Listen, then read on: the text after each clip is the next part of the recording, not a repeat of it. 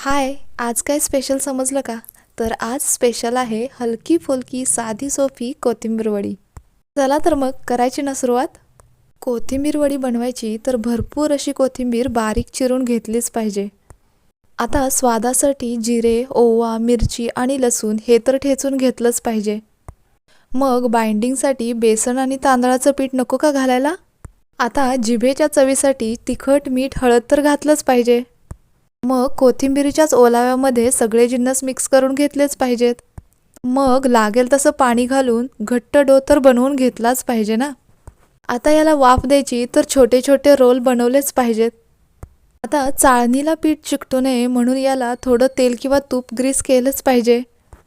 हे सगळं ठीक आहे, पण याला वाफ द्यायची म्हटल्यानंतर गॅस पेटवायला नको का? आता गॅसवरती भांडं ठेवून त्यावरती ही चाळण ठेवायची, मग त्याच्यावर झाकण झाकायला नको का? आता रोल शिजण्यासाठी 15 मिनिटे तर दिलीच पाहिजेत. मग त्याला थंड होण्यासाठी 10 मिनिटे तर द्यायला नको का? आता छान असे घट्ट झालेले रोल सुरीने चिरून घ्यायला नकोत का? आता चिरून घेतलेल्या वड्या कशा बनल्या तळून तर बघाव्याच लागतील. या कुरकुरीत तळून घेतलेल्या वड्या तुम्हाला कशा वाटल्या कमेंट करून कळवायला नको का? आता या वड्या आवडल्या असतील तर चॅनेलला लाईक, शेअर, सबस्क्राईब तर केलंच पाहिजे.